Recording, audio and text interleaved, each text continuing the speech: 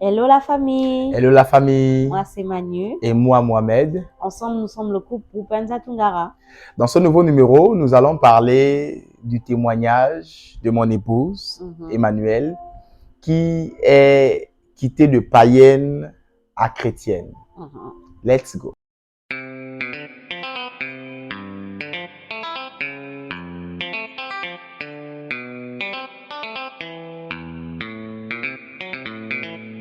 Alors, ton témoignage de païenne à chrétienne. De païenne à chrétienne. Tout d'abord, je tiens à me présenter. Je suis gabonaise, mais aussi congolaise. Gabonaise de père et congolaise de mère. Mais mon côté congolais, je l'aime beaucoup. Je l'affectionne beaucoup. Et de mon côté congolais, déjà, je suis croyante. Parce que nous savons très bien que nos frères congolais sont très croyants. Très croyants, beaucoup la foi. Donc, je suis croyante. Je crois que Dieu existe, mais sans pour autant pratiquer la religion chrétienne, sans pour autant accepter Jésus, sans pour autant être dans un courant. Mais je sais que Dieu existe. Je prie avec le nom de Jésus en bouche, mais sans plus et sans moins. Alors, nous sommes au Gabon.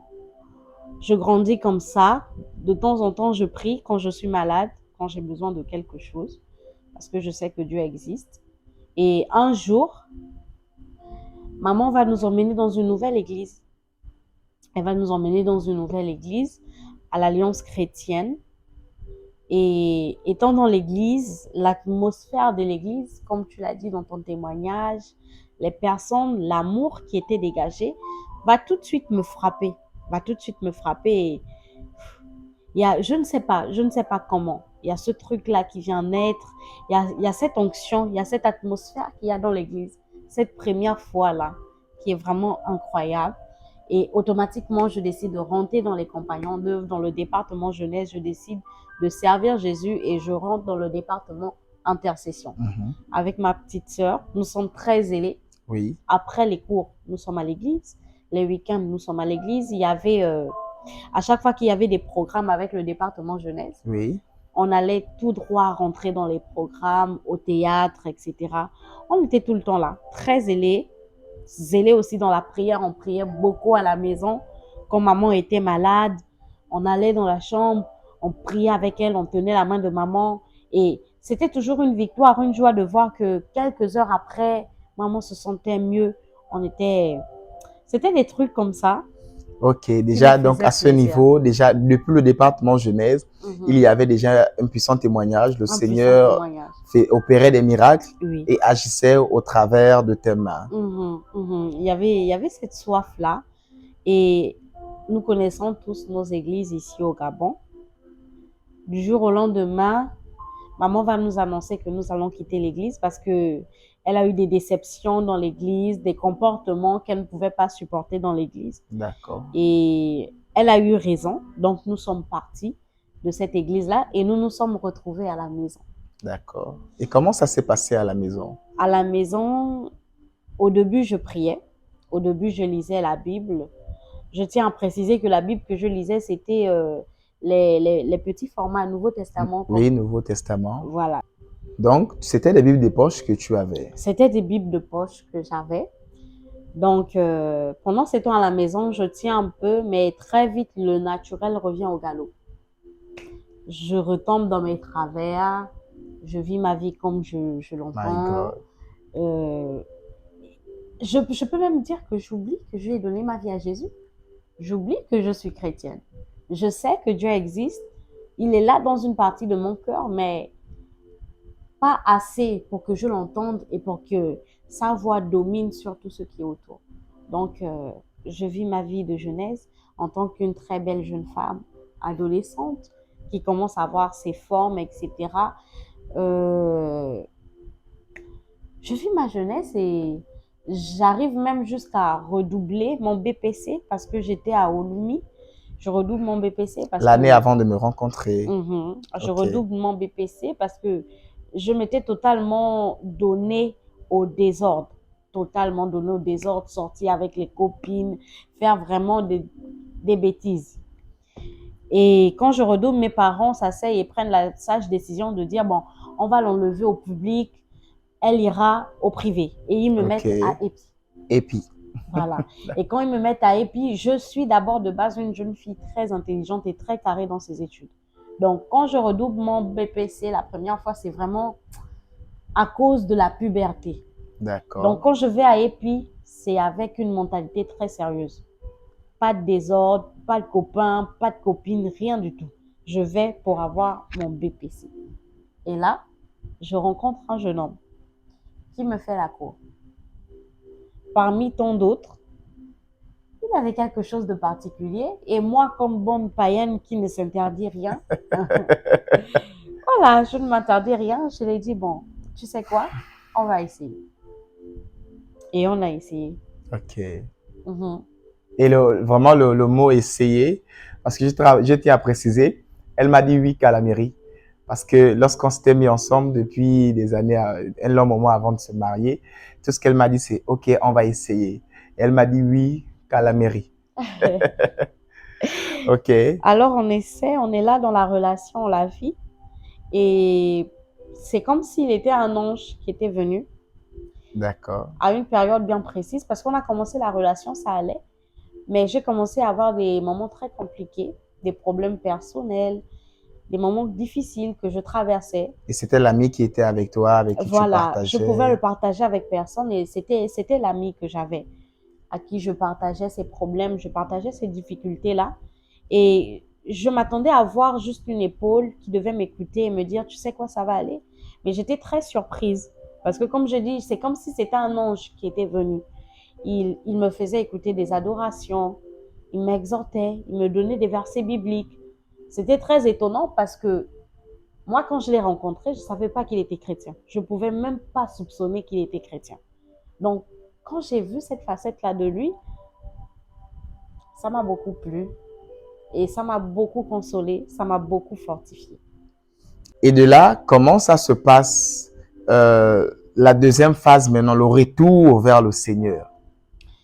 Alors, tu me fortifies beaucoup et déjà, moi-même, en intimité, je me rapproche de Dieu. Les adorations qu'il me faisait écouter, il me les envoyait et ma playlist change. Je n'écoute plus trop les chansons païennes, Les mondaines. nuits de téléphone, net Voilà, nuit, ce n'est plus pour parler de tout et de toi et n'importe quoi, moi, mais c'est vraiment pour parler ensemble. Et comme je disais, ma playlist s'exhorter. change. J'écoute plus les adorations que tu m'envoyais, les chansons. Et il m'envoyait souvent des prédications comme ça écrites Mhm. d'un pasteur. Je prends plus le temps maintenant d'écouter cela. Et un jour, il m'invite à l'église, dans son église. Je pars. Et ce jour-là, je découvre qu'il est à la sécurité. Oui. Je découvre qu'il a la sécurité de son église, donc qu'il est compagnon d'œuvre. Comme une bonne âme, je suis là, je suis le message. C'était un très merveilleux culte. L'amour que j'avais, qui s'était mis en pause à l'Alliance chrétienne, subitement refait surface. OK. Et j'ai passé un très bon culte. Et À à la la, fin du culte, Mhm. qu'est-ce qui s'est passé? À la fin du culte, un ancien vient normalement nous voir pour le conduire, pour prendre notre numéro, pour suivre l'âme, pour le suivi de l'âme, voilà. Et l'ancien qui vient, c'est Mohamed. C'est Mohamed qui vient. Donc, il discute avec moi. On est devant plusieurs personnes comme si de rien n'était. Et à préciser que personne ne savait qu'on était venus ensemble. Mhm. Voilà, le responsable de l'évangélisation choisit un ancien qui doit entretenir une nouvelle. Mhm. Donc, automatiquement, quand il prie et qu'il choisit des anciens pour des nouveaux ou des nouvelles, pour des nouveaux, voilà, du coup, il me choisit pour elle et il choisit quelqu'un d'autre pour bien d'autres personnes qui étaient là. Voilà. Comme on dit souvent, le hasard fait bien les choses, mais c'est Dieu qui fait bien Nous les croyons choses. que c'était pleinement le plan de Dieu. Voilà, exactement. C'est Dieu qui fait très bien les choses.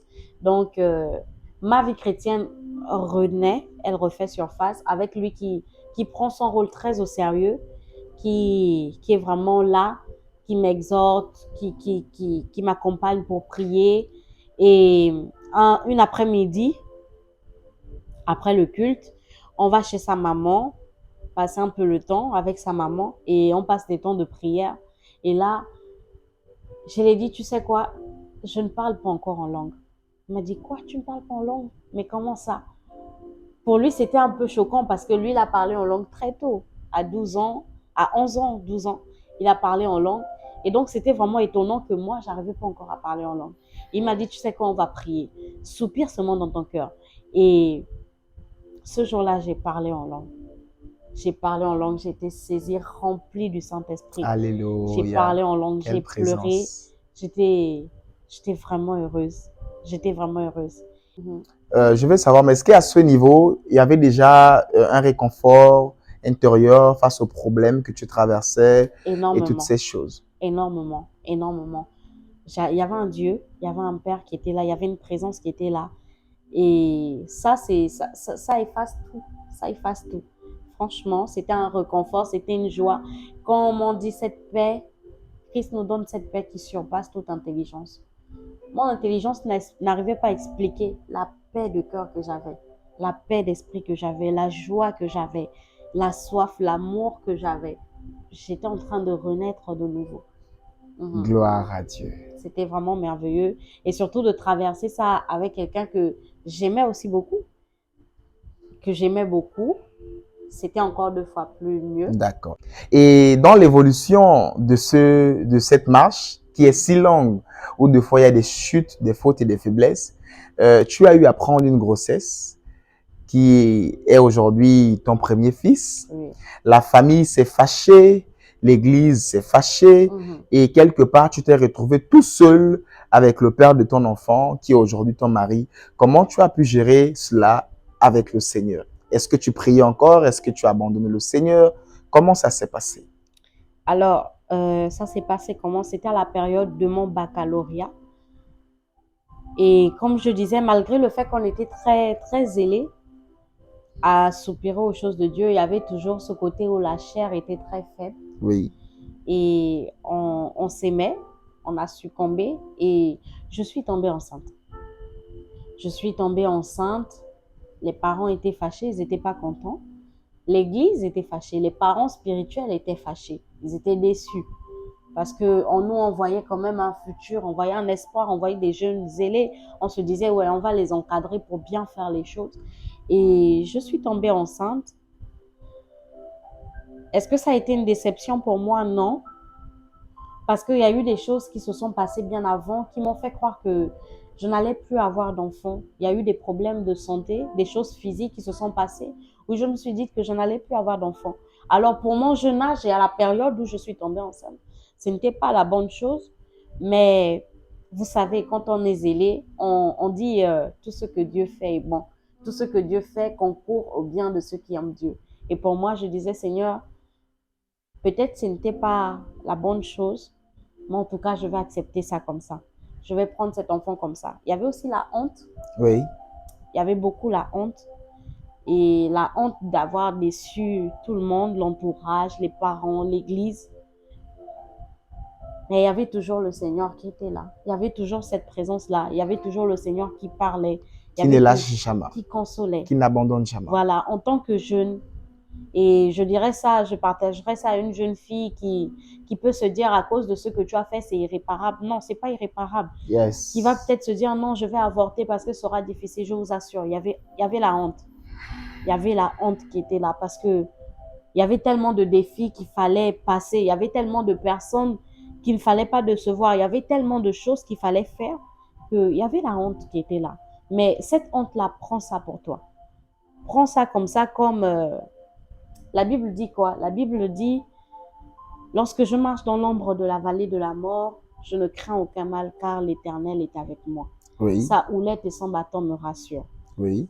Des fois, ça peut être le bâton, ça fait mal, mais ça doit nous rassurer. Même dans l'ombre de la vallée de la mort, l'Éternel était là. Et même dans cette période-là, l'Éternel a été là. Donc, je n'ai pas arrêté de servir Dieu. Le Seigneur était une force dans ces moments de faiblesse. C'était une force. Il était une présence, un soutien lorsque personne n'était là. Ok. Un appui, une force, un soutien. Et il y a eu cette période-là où j'ai commencé les études après le baccalauréat. Oui. J'ai commencé l'université, mes cours de santé et tout. À l'église, c'était un peu devenu compliqué parce que malheureusement, dans nos églises, lorsque tu commets une faute, C'est un peu difficile de passer l'éponge là-dessus. voilà, tu baisses un peu en estime, les regards, les préjugés. Je me sentais maintenant plus à l'aise hors de l'église que dans l'église. J'avais l'impression que des fois, quand je venais à l'église, je disais, Seigneur, même si tout le monde me regarde mal, le plus important, c'est que tu me regardes bien. Oui, et c'est comme ça que plusieurs personnes fuient les églises parce que ils ont eu affaire à un enfant et après, les regards, les préjugés, et des fois, ça fait fuir les gens de l'église. Oui, oui. Et donc, je me sentais beaucoup mieux hors de l'église que dans l'église. D'où, des fois, en semaine, on se disputait beaucoup. Lui, il allait au culte de semaine et des fois, moi, je manquais les cultes de semaine. Je préférais m'asseoir au rond-point, seul, rester là et prendre de l'air. Et lui ne comprenait pas, mais pourquoi tu fais ça? Pourquoi? Parce que il tenait vraiment beaucoup à ce suivi-là. Non, tu dois être à l'église, tu dois être là. C'était vraiment comme un père, un grand frère dans la foi, qui était tout le temps là. D'accord. Et lorsque tu as évolué, quelque part, tu as perdu du poids, tu as perdu confiance en toi, tu es tombé gravement malade et le Seigneur s'est révélé à toi. Oui, ça n'a été qu'un chemin vraiment d'épreuve dans lequel j'ai vraiment senti, c'était vraiment l'homme de la vallée de la mort. Lorsque mon fils est né, etc., c'est vrai, on a demandé pardon aux parents spirituels. Nous sommes aussi allés voir les parents. Oui, tout pour ça. régler les choses avec une offrande à genoux, demander excuse. Ils ont été là. Ils ont été là. Mais je crois que c'était une phase qu'il fallait que nous-mêmes on puisse passer avec Dieu. Où j'ai eu des problèmes de santé. On n'a pas compris. Je suis allée à l'hôpital. Nous sommes allés à l'hôpital. On a essayé de voir c'était dû à quoi. On n'a pas compris. J'ai commencé à perdre du poids. J'ai commencé à noircir, à faner. C'était une période très, très difficile parce que beaucoup de personnes se sont moquées. C'était une période d'épreuve parce que beaucoup de personnes m'ont traité vraiment d'une manière très, très méprisable. C'était difficile. Et là, une fois de plus encore, j'ai eu honte. D'accord. J'ai eu honte parce que j'avais... Lorsque je suis tombée enceinte et que je me suis relevée de ça, j'ai brandi un Dieu, j'ai brandi mon Dieu, j'ai dit mon Dieu est fort. Je suis en train de faire mes cours de médecine, ils verront comment je vais triompher, ils verront, tout le monde verra que voilà, je peux me relever de ça, on peut faire des erreurs, mais j'étais tombée en fait. J'étais tombée, j'avais perdu du poids, et j'ai cru que j'allais mourir. Et c'est là où le Seigneur vient.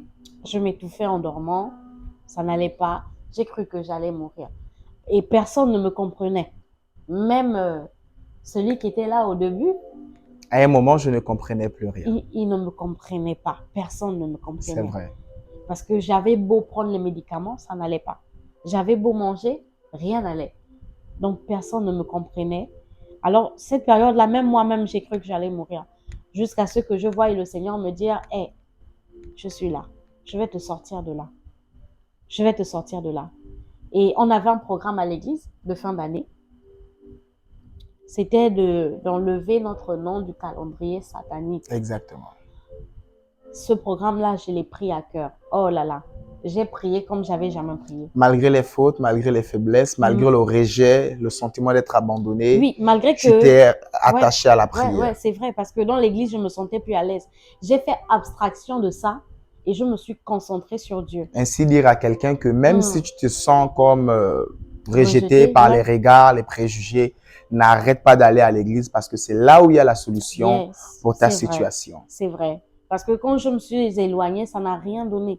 Mais lorsque j'ai pris conscience que Dieu était avec moi et qu'il fallait que je me batte pour ma propre vie et pour ma santé, je suis repartie à l'église. J'ai fait ce programme avec tout mon cœur, toute la foi possible. Et je vous assure, Christ s'est révélé. Lorsque les 12 coups de minuit ont sifflé, je n'étais plus malade. Yes. Les mois qui ont suivi, j'ai recommencé à reprendre du poids, à reprendre la forme sans aucun médicament, sans rien du tout. Je suis allée dans la présence. Et je me rappelle, cette santé, cette restauration-là a emmené un zèle encore dans notre relation. Un feu encore plus, où on était des assoiffés de Jésus. On allait de veillée de prière en veillée de prière. De programme en programme. C'est-à-dire, hormis le programme de l'église, on avait des programmes de jeunes, des séminaires de jeunes, au lycée, et toutes ces choses. C'était extraordinaire. Des concerts. La soif de Jésus. Ouf. Parce que là, je comprends par son témoignage qu'il y a le Jésus qui est prêché, il y a le Jésus vécu, l'expérience avec Dieu. Yes. Et c'est le but de ce numéro ce soir, afin d'être édifié par le témoignage du pasteur Emmanuel. Il y a vraiment le Jésus vécu. Et je pouvais le dire une fois à ma collègue, je disais, tu sais, moi, on m'a prêché Jésus. Mais le Jésus avec lequel je vis aujourd'hui et le Jésus que je prêche, c'est celui-là qui s'est révélé à moi. Dans les combats, dans les défis, dans les épreuves, dans les moments de joie, dans les moments de bénédiction. C'est ce Jésus-là que je prêche. Ce n'est plus seulement le Jésus de la Bible, mais c'est le Jésus de mon parcours. Ainsi, je viens appuyer dessus pour dire à quelqu'un, tu sais, tout ce que tu traverses aujourd'hui, c'est comme un chapitre de la Bible que qui va te servir de témoignage demain, qui va servir de témoignage à quelqu'un demain. Ne te dis pas que ce que tu traverses aujourd'hui, c'est pour t'étouffer ou pour te tuer. Non, c'est peut-être pour ton prochain, c'est peut-être pour un collègue, c'est peut-être pour un mari, c'est peut-être pour un frère, pour une sœur, c'est peut-être pour quelqu'un qui va t'écouter demain après-demain. Ne te dis pas que c'est pour t'anéantir. Je crois que nous sommes arrivés au terme de ce numéro. Et si cette vidéo vous a plu, n'hésitez pas de vous abonner, d'activer la cloche de notification et de partager au maximum de personnes afin de bénir ton entourage. Bisous la famille. Paix et grâce.